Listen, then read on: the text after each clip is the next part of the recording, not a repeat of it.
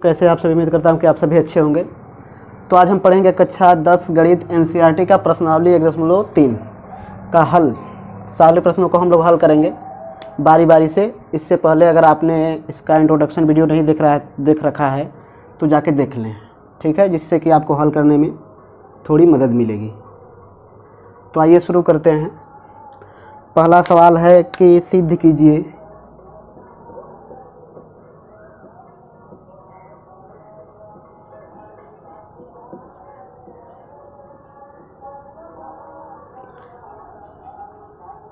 कि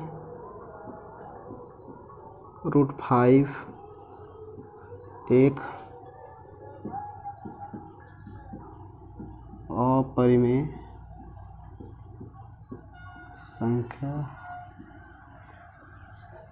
तो इसको देखना है कि एक अपरिमेय संख्या कैसे है, इसको देखेंगे हम लोग। तो हमने इससे पहले एक इंट्रोडक्शन वीडियो बनाया है जिसमें कि आपको बता रखा है कि परिमेय संख्या अपरिमेय संख्या किसे कहते हैं। तो देखिए इसमें क्या करते हैं हम लोग कि पहले ये जो अपरिमेय संख्या है इसको मैं एक विधि है जिससे हल करते हैं, इसको मेथड ऑफ कंट्राडिक्शन कहते हैं उसे। मतलब पहले उस बात को गलत मान लेंगे, फिर उसको गलत मान लेंगे, फिर बाद में उसको सही सिद्ध नहीं कर पाएंगे, मतलब गलत को सही सिद्ध नहीं कर पाएंगे तो फिर यही आएगा। तो इसका उल्टा मानते हैं हम लोग। देखिए माना √5 एक परिमेय संख्या है। इसको हमने एक परिमेय संख्या मान लिया, ठीक है। तो जब परिमेय संख्या हो गया तो उसको a/b के रूप में लिख सकते हैं, मतलब इसको बटा के रूप में लिख सकते हैं। परिमेय संख्या ऐसी संख्या होती है जिसको कि p/q के रूप में या a/b के रूप में, मतलब r या r/s के रूप में, मतलब कहने का मतलब कि इसको भिन्न के रूप में लिख सकते हैं। तथा b 0 नहीं होना चाहिए, ठीक। एक बात और, a तथा b दोनों सह अभाज्य संख्याएं हैं। ए और बी दोनों सह अभाज्य संख्याएं। अब सह अभाज्य संख्याएं मतलब ऐसी संख्याएं जिनका एक के अलावा कोई उभयनिष्ठ गुणनखंड न हो। मान लीजिए देखिए 2 है 3 है, ए की जगह 2 मान लीजिए, बी की जगह 3 मान लीजिए, मतलब 2/3। इनके बीच में अब इस कोई एक के अलावा कोई गुणनखंड नहीं है इनके बीच में उभयनिष्ठ। मान लीजिए हम यहाँ लिख ले रहे हैं 4/6। तो इसको देखिए आप 2 दूना 4, 2 3 6, इसको 2 से काट सकते थे, मतलब इसमें 2 उभयनिष्ठ है, दोनों के बीच में 2 उभयनिष्ठ है। तो ये ऐसी संख्याएं हैं, इसको काट के लिख लिया गया है एक ही बार। अब इससे छोटा नहीं हो सकता, इससे सरलतम रूप नहीं हो सकता। अतः आपको समझ में आया होगा कि सह अभाज्य संख्याएं क्या होती हैं। सह अभाज्य संख्याएं मतलब ऐसी संख्याएं होती हैं जिनका कि एक के अलावा कोई उभयनिष्ठ गुणनखंड न हो। अच्छा, अब इसको आप इधर पक्षांतर कर सकते हैं। तो √5 b लिख लेंगे इसको बराबर a। अब क्या करेंगे, दोनों तरफ वर्ग करेंगे। दोनों तरफ वर्ग करने पर, दोनों तरफ वर्ग करेंगे तो √5 का गुणा देखिए √5 में करेंगे तो 5 हो जाएगा। जैसे √5 का गुणा √5 में करेंगे मतलब रूट में 25 आएगा। जब इसका वर्गमूल निकालेंगे तो 5 आता है, ठीक है। कोई संख्या रूट में रहे फिर उसी संख्या का रूट में गुणा करेंगे तो वही संख्या प्राप्त होती है, आपको ये मालूम होना चाहिए।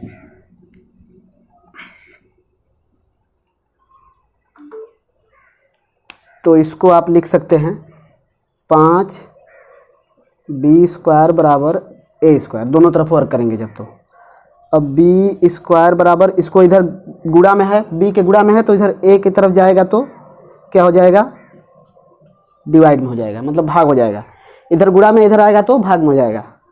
अब देखिए एक हमने आपको प्रमेय पढ़ा रखा है कि अगर किसी संख्या के स्क्वायर में, अगर कोई संख्या है अभाज्य संख्या कोई अभाज्य संख्या है, अगर उससे किसी संख्या के स्क्वायर को, मतलब उस संख्या से किसी संख्या के स्क्वायर को भाग देते हैं तो उस संख्या के से भी उस संख्या को भाग दे सकते हैं। कहने का मतलब ये है कि यहाँ लिखेंगे चूँकि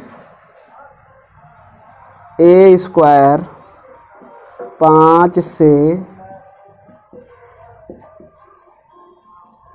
विभाजित हो जा रहा है, अतः ए भी 5 से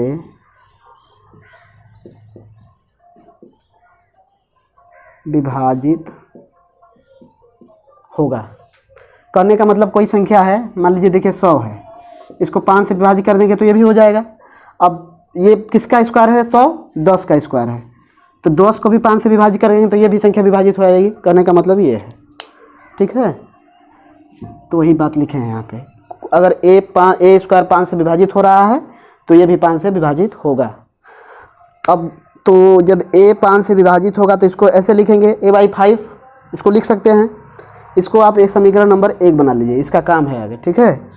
तो जब a/5 लिखेंगे, मान लीजिए कोई संख्या लिखते हैं, जैसे 10/5 हम लिखते हैं तो आता है कोई संख्या 2 आ रहा है, ठीक है।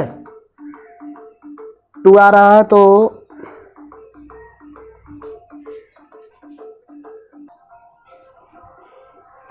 देखिए दोस्तों, जब 10 को हमने 5 से भाग दिया तो 2 संख्या कोई आई, कोई पूर्णांक संख्या आई, मतलब किसी भी पूर्णांक 2 संख्याएं हैं, अगर पूर्णांक संख्याओं में किसी पूर्णांक संख्या से भाग देंगे तो कोई पूर्णांक संख्या आएगी।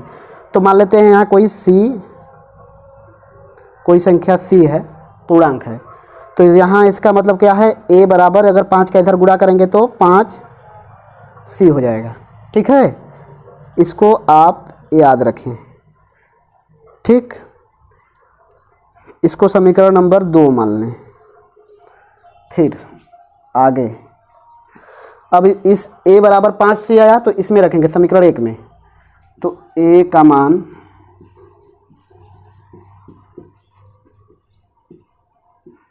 समीकरण 1 में रखने पर, a का मान समीकरण 1 में रखते हैं तो क्या मिलेगा हमें, b स्क्वायर बराबर a की जगह 5c रखना है तो 5c का स्क्वायर हो जाएगा अपान 5 हो गया है, तो b स्क्वायर बराबर 25 c स्क्वायर बटा 5। अब देखिए 5 से इसको हम 5 को काट सकते हैं तो मतलब आएगा 5c स्क्वायर, b स्क्वायर बराबर 5c स्क्वायर आया, ठीक। तो आप 5 को इधर फिर पक्षांतरित कर सकते हैं, तो b स्क्वायर बराबर 5 बराबर c स्क्वायर, ठीक है। तो अब फिर लिख सकते हैं, हमने क्यों आप a में ही भाग कर रहे हैं, b में ही भाग कर रहे हैं, क्योंकि हमने संख्या a b ले रखी है। तो संख्या a b ले रखी हैं जिनको कि असअभाज्य संख्या मान रखा है। सहभाज्य संख्याओं का मतलब कि इसमें एक के अलावा इसका कोई उभयनिष्ठ गुणनखंड नहीं होगा। तो हमने कोशिश किया है कि a ही b को किसी और संख्या से काटने की कोशिश करते हैं इसमें, ठीक है। अब c यहीं c की तरफ गुणा के निशान है, इधर 5 गुणा के निशान में है, लेकिन हम फिर भी इसको b की तरफ लेके जा रहे हैं, a की तरफ लेके जा रहे हैं। तो यहाँ हमारा पर्पज़ यह है कि a b को क्या करना है कि सहअभाज्य संख्याएँ यहाँ लिखे हैं, लेकिन इसको गलत सिद्ध करना है कि सहअभाज्य संख्याएँ नहीं हैं, तभी जाके हम लोगों का ये प्रूव होगा, ठीक है। कोशिश ये रहेगा। तो अब लिखेंगे फिर, चूँकि b स्क्वायर 5 से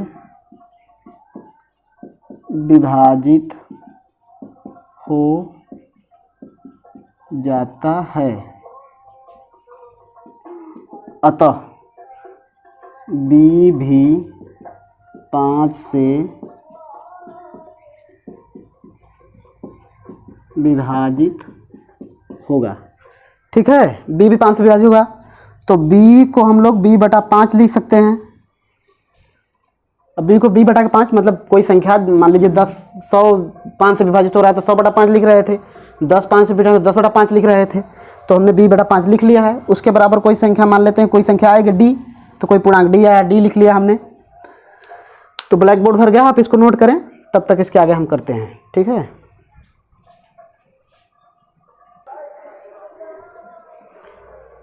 तो देखिए हमने दो क्रियाएं की थी, एक बार a बराबर 5c आया था, b बराबर 5d आया था। कहने का मतलब ये है कि इन दोनों में 5 कॉमन आ रहा है, लेकिन अब 5 मतलब गुणनखंड है, ये खंड है, मतलब कोई संख्या लिखते हैं, जैसे 10 है तो इसको 2 गुणे 5 लिख सकते हैं ना। तो यही है, ये 5 इंटू कुछ संख्या है, कोई संख्या है तो 5 इंटू है। तो मतलब हमने क्या बोला था, लेकिन हमने बोल क्या रखा था कि ये दोनों अभाज्य संख्याएं हैं, अभाज्य संख्या है। अभाज्य संख्या मतलब इनमें एक के अलावा कोई उभयनिष्ठ गुणनखंड नहीं होगा। तो इनमें 5 उभयनिष्ठ गुणनखंड आ गया, तो हमने जो माना था वो तो गलत हो रहा है, तो उसी को लिखेंगे हम लोग कि इससे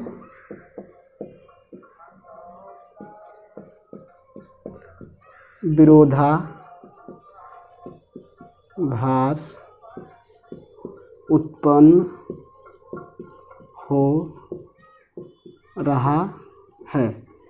इससे विरोधाभास उत्पन्न हो रहा है, विरोधाभास उत्पन्न हो रहा है। क्या विरोधाभास उत्पन्न हो रहा है, यह विरोधाभास क्यों उत्पन्न हो रहा है, तो लिखेंगे यह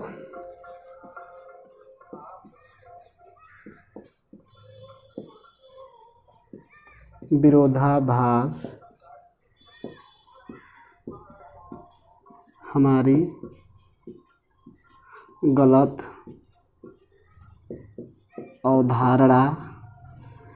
अवधारणा या गलत मानने के कारण या गलत कल्पना के कारण,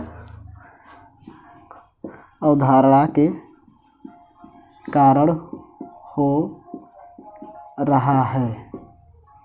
क्या कि √5 एक परिमेय संख्या है। परिमेय संख्या होगी तभी a बटा b के रूप में लिखेंगे, लेकिन ये तो गलत बात हो रहा है, इसमें तो उभयनिष्ठ आ रहा है। अतः √5 एक परिमेय संख्या है। इसको आप नोट करें, अगला सवाल देखते हैं, ठीक है।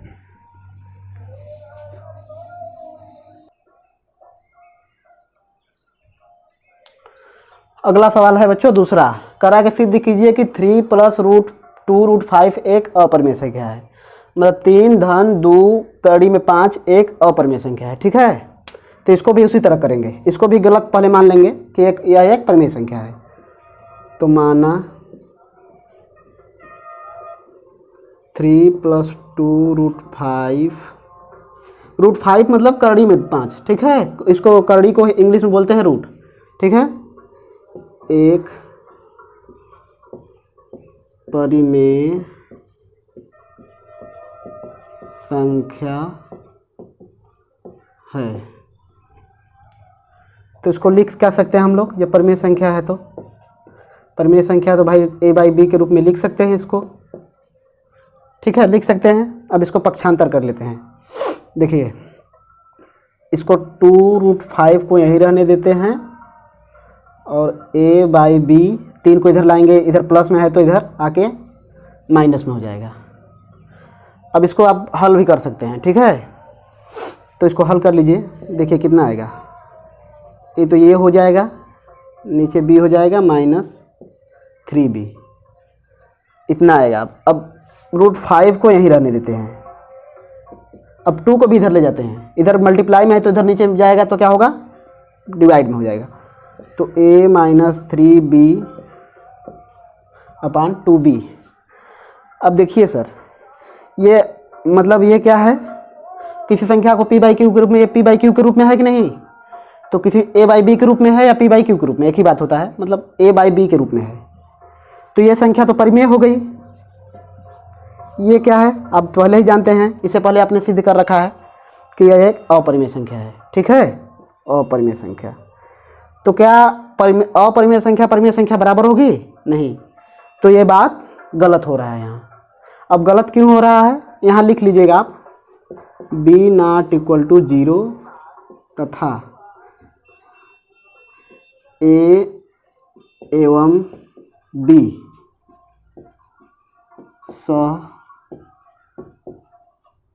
अभाज्य संख्याएं हैं। ये बात सर लिखना मत भूलिए, ठीक है, ये बात हर बार लिखिए, क्योंकि यही मेन आपका आधार है। ए बी सहअभाज्य संख्याएं हैं, इसका मतलब है कि इन दोनों के बीच में एक के अलावा कोई दूसरा दूसरा उभयनिष्ठ गुणनखंड नहीं है, ठीक है। तो आप इसको ना भूलें, ठीक है। तो अब यहाँ से देखिए ए बी पूर्णांक है, 3 भी पूर्णांक है, तो ये अब पी बाई क्यू के रूप में सबसे बड़ी बात है कि ए बाई बी के रूप में लिखा है या पी बाई क्यू के रूप में लिखा है, ठीक है। तो यह विरोधाभास हो रहा है कि यह अपरिमेय संख्या है, परिमेय संख्या है। एक परिमेय संख्या है, दूसरी अपरिमेय संख्या के बराबर नहीं हो सकती। तो लिख लेंगे कि यहाँ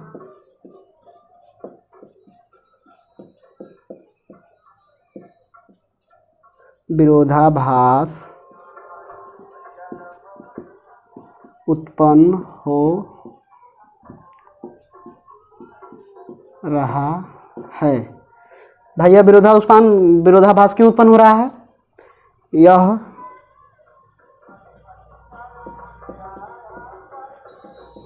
विरोधाभास हमारी गलत कल्पना, लिख लीजिए, गलत कल्पना मतलब गलत हमने मान लिया था, ठीक है। गलत कल्पना के कारण हो रहा है कि थ्री प्लस रूट 5 एक परिमेय संख्या है। हमने यह गलत मान रखा था कि यह परिमेय संख्या है, तो परिमेय संख्या नहीं है तो क्या होगी? अतः यह एक, अतः लिख लीजिए, संख्या लिख लीजिए, 3 + 2 रूट 5 एक अपरिमेय संख्या है। सर हमने पहले गलत मान लिया था। परिमेय संख्या का मतलब होता है कि ए बाई बी के रूप में होना चाहिए, बी 0 भी नहीं होना चाहिए, और ए और बी के बीच में कोई एक के अलावा कोई उभयनिष्ठ गुणनखंड नहीं होना चाहिए। जैसे मान लीजिए 8 और हमने 9 लिख लिया, तो इसमें तो 2 का भागा जाएगा, लेकिन इसमें 2 का भागा नहीं जाएगा, इसमें 3 का जाएगा, लेकिन इसमें 3 का नहीं जाएगा, तो इनमें बस केवल एक ही का जाएगा भाग, एक, ठीक है। इन दोनों के बीच उभयनिष्ठ क्या है? एक है। लेकिन यहाँ सर ये दोनों पूर्णांक हो गए, ये भी पूर्णांक, बी भी पूर्णांक, ये परिमेय भी संख्या, ये ए बाई बी के रूप में भी आ गया, लेकिन ये क्या है? ये आप पहले से जानते हैं कि अपरिमेय संख्या है। तो अपरिमेय संख्या परिमेय संख्या के बराबर नहीं हो सकता, इसलिए बात गलत है। यह बात हम क्या गलत है कि हमने मान रखा है कि यह एक परिमेय संख्या है, यह परिमेय संख्या नहीं है। तो इसको आप नोट करें। इसके अगला सवाल देखते हैं।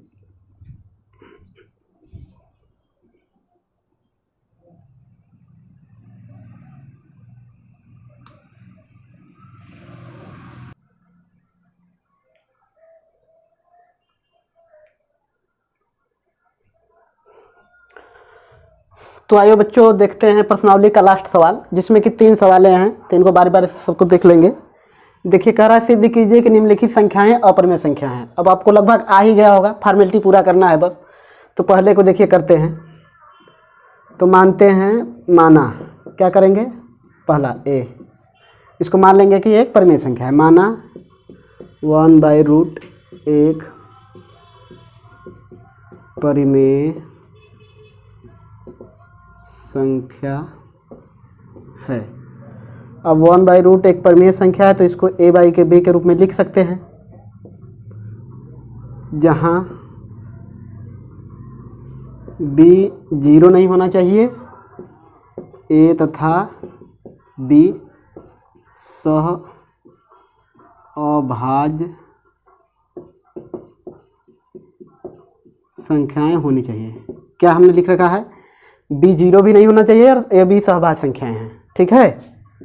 बार बार हम कह रहे हैं सहभाज्य संख्याएं, मतलब कि ये संख्याओं में, इन संख्याओं में कोई एक के अलावा कोई उभयनिष्ठ गुणनखंड नहीं है, ठीक है। अब इसको आप पक्षांतर कर सकते हैं। देखिए बी को ऊपर लाएंगे, इधर इसको ला देंगे, तो बी हो जाएगा ये √2 2a हो जाएगा। ठीक है, अब आप इसको क्या कर सकते हैं, इसको स्क्वायर कर सकते हैं दोनों तरफ लिख लीजिए। वही प्रमेय वाला जो हमने इंट्रोडक्शन बता रखा वही सवाल हो गया। दोनों तरफ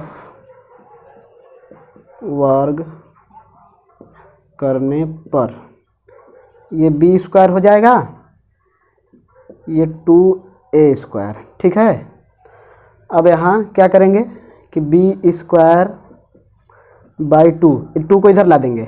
ठीक है, a स्क्वायर। तो फिर लिख लेंगे, देखिए यहाँ b स्क्वायर को 2 डिवाइड कर रहा है। ठीक है, मतलब कोई संख्या होती है, कोई सी संख्या के 2 पूर्णांक हैं, तो अब इसका मतलब क्या है कि ये 2 से 10 को भाग देना है। तो यहाँ इसका मतलब क्या है कि 2 से b स्क्वायर को भाग देना है। तो हमने प्रमेय पढ़ रखा है पहले से कि कोई संख्या किसी संख्या का स्क्वायर किसी अभा संख्या से विभाजित होता है, तो वह संख्या भी उस संख्या से विभाजित होगा। तो लिख लेते हैं, क्योंकि b स्क्वायर 2 से विभाजित हो रहा है, अतः b भी 2 से विभाजित होगा। अब सर b भी 2 से विभाजित होगा तो b/2 लिख लेंगे। b से मतलब 2 में b में 2 से भाग देंगे। ठीक है, तो भाग देंगे तो कुछ संख्या आएगी, मान लेते हैं इसको c आएगी। तो अब b बराबर यहाँ से क्या आएगा, मिलेगा हमें 2c। समीकरण इसको 2 मान लीजिए, इसको समीकरण 1 मान लीजिए। b का मान यहाँ से मिल गया। अब इस b के मान को आप समीकरण इसमें रख सकते हैं, समीकरण 1 में।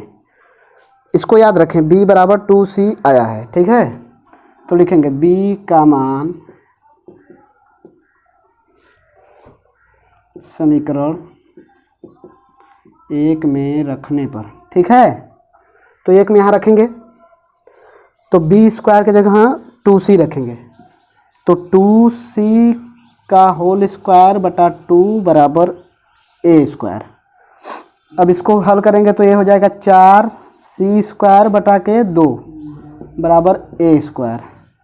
अब इससे देखिए 2 से इसको काट सकते हैं 2 बार में। अब a स्क्वायर बराबर क्या हुआ, यहाँ 2c स्क्वायर बराबर a स्क्वायर। ठीक है, तो अब c स्क्वायर बराबर a स्क्वायर बटा के 2। हमने a ही b को क्यों डिवाइड कर रखा है, क्योंकि हमने a ही b तो मान रखा है, a बटा b मान रखा है, तो a ही बटा a और b को इसमें कोई एक उभयनिष्ठ कॉमन दिखाना चाहते हैं। सिंपल सी बात ये है। तो यहाँ फिर लिखेंगे, क्योंकि a स्क्वायर 2 से विभाजित हो रहा है, अतः a भी 2 से विभाजित होगा। अब सर देखिए a भी 2 से विभाजित होगा जब, तो a/2 लिखेंगे। अब इसको विभाजित करेंगे तो कोई संख्या आएगी, मान लेते हो पूर्णांक है, d है, कोई पूर्णांक आएगी, कोई संख्या। सभी संख्याएं क्या है, मतलब पूर्णांक ही हैं, नेगेटिव हो, 0 हो और उधर पॉजिटिव भी हो तो पूर्णांक ही होता है। कोई पूर्णांक संख्या, 2 पूर्णांक संख्याएं हैं तो उनको डिवाइड करेंगे तो पूर्णांक ही संख्या मिलेगी। ठीक है, तो अब यहाँ a बराबर 2d मिला और यहाँ इसको मान लेते हैं समीकरण 3। तो समीकरण 2 और समीकरण 3 से समीकरण इसको 2 को यहीं लिख लेते हैं, b बराबर 2c आया था। तो देखिए सर दोनों में 2 कॉमन मिल रहा है, तो अब हमने सहभाज्य, चूँकि दोनों a b सहभाज्य संख्याएं हैं तो इनमें क्या है कि इनमें एक के अलावा कोई उभयनिष्ठ गुणनखंड नहीं होना चाहिए, लेकिन यहाँ तो 2 उभयनिष्ठ गुणनखंड मिल रहा है। अतः अब लिख लेंगे, कहीं मिटा के लिख लेते हैं आपको। ठीक है, यहाँ इधर मिटा के लिख देते हैं।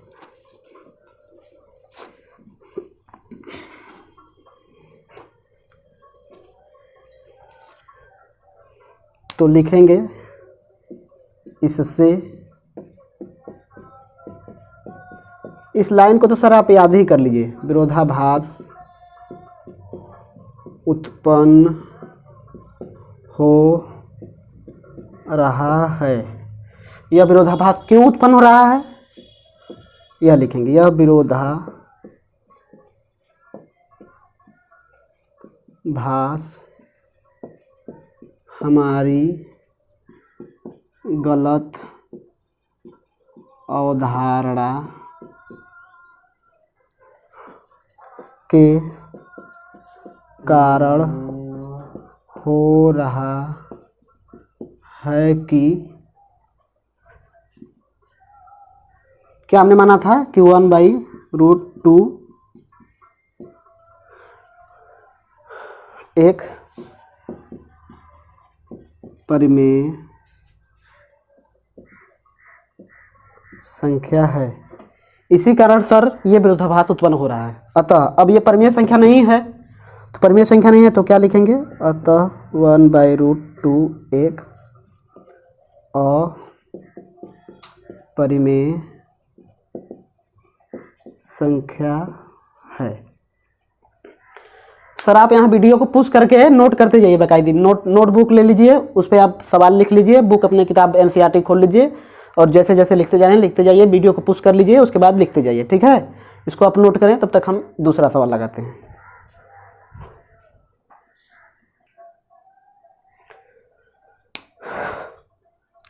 तो आइए बच्चों देखते हैं हम लोग सवाल नंबर ये 3 है, क्वेश्चन नंबर 3 है। क्वेश्चन नंबर 3 का बी क्या है? 7√5। अब इसको भी ऐसा ही मान लेंगे, इसको भी सिद्ध करना है कि ये अपरिमेय संख्या है। तो पहले क्या मानेंगे हम लोग? पहले हर बार उल्टा मान रहे हैं, माना 7√5 एक परिमेय संख्या है। अब सर परिमेय संख्या है तो इसको हम a/b के रूप में लिख सकते हैं। a तथा b क्या होने चाहिए? सह अभाज्य संख्याएं हैं। यहाँ जहाँ लिख लीजिए, जहाँ a और b सहभाज्य संख्याएं हैं, ठीक। अब इसको इधर पक्षांतर कर लीजिए, इसको इधर लाजिए, इसको इधर जाइए, तो 7√5 हो जाएगा। 7 को यहाँ से इधर ला दीजिए, यहाँ इसको b को ले, इधर को b लाइए। आपको समझ में नहीं आता, यहाँ 1 कर लीजिए, ठीक है। इधर तिर्यक गुणा करते हैं, इसका इसमें, इसका इसमें, ठीक है। तो √5b हो जाएगा। ये क्या है? a/7 हो जाएगा, ठीक है।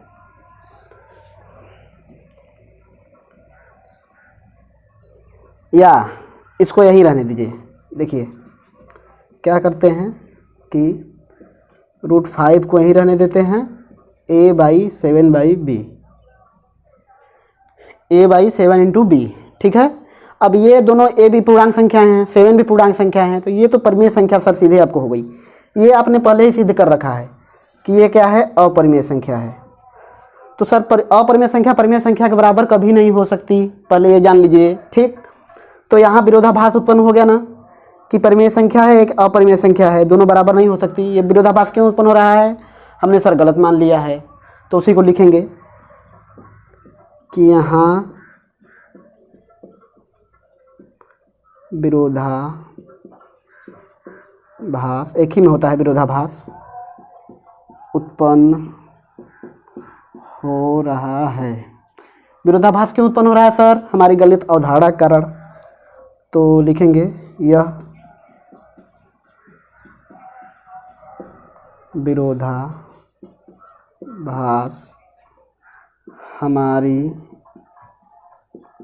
गलत, आपको जो अच्छा लगे वो लिख सकते हैं, गलत कल्पना किया है हमने इसको कल्पना ही तो की है कि एक परिमेय संख्या है।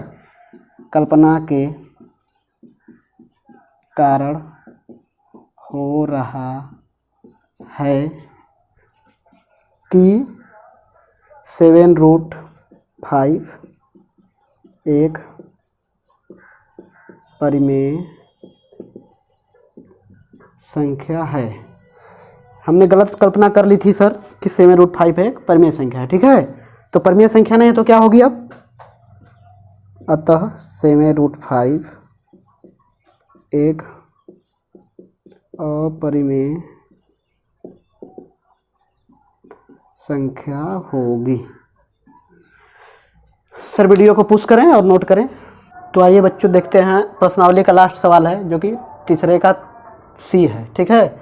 कह रहा है 6 प्लस रूट 2 को दिखाइए कि अपरिमेय संख्या है। तो पहले संख्याओं की तरह हम लोग मान लेंगे, माना 6 प्लस रूट 2 क्या मानेंगे, एक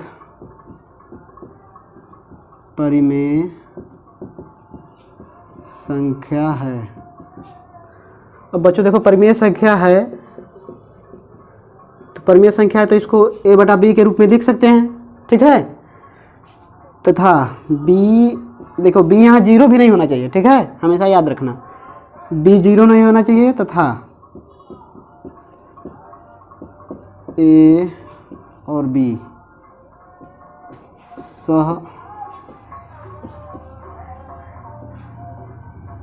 सहअभाज्य,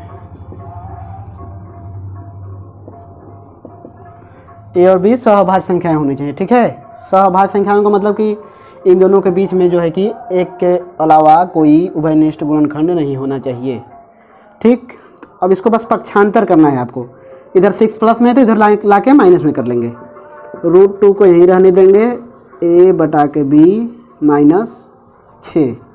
अब देखिए ये भी परिमेय संख्या है, ये भी परिमेय संख्या है, ठीक है। ये दोनों बराबर के राइट हैंड साइड में क्या है कि दोनों परिमेय संख्या है। परिमेय संख्या में से परिमेय, देखिए 6 को 6 बटा 1 लिख सकते हैं, मतलब ये परिमेय संख्या है। परिमेय संख्या में से परिमेय संख्या घटाएंगे तो हमें परिमेय संख्या मिलेंगी। लेकिन ये क्या है, रूट 2 क्या है, रूट 2 एक अपरिमेय संख्या है। ये तो अपरिमेय संख्या है, बीच में बराबर का चिन्ह है, ये दोनों परिमेय संख्या है।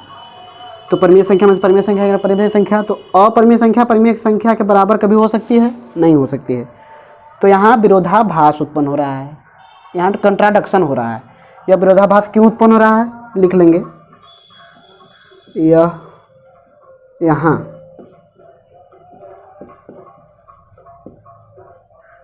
विरोधाभास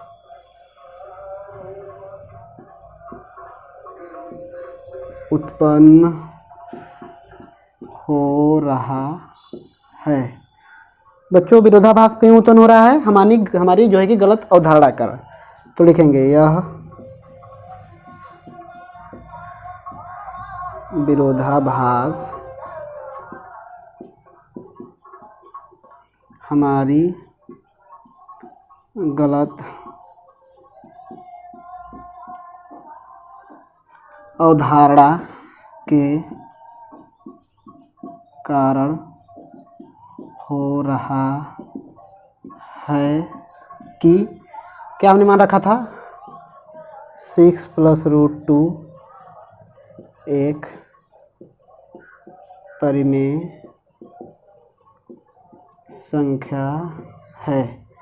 6 प्लस रूट 2 हमने क्या गलती कर रखा था, किया क्या है कि 6 प्लस रूट 2 एक परिमेय संख्या, यही हमने लिख लिया है, यही गलती लिख लिया है। तो अब परिमेय संख्या तो नहीं है, तो परिमेय संख्या नहीं तो क्या होगी, अपरिमेय संख्या। अतः 6 प्लस रूट 2 एक अपरिमेय संख्या है। तो बच्चों उम्मीद करता हूँ कि आपको वीडियो अच्छा लगा होगा। कमेंट करके बताएं कैसा लगा वीडियो, और नए हैं हमारे चैनल पर तो आप सब्सक्राइब करें, पुराने हैं तो लाइक करें। धन्यवाद।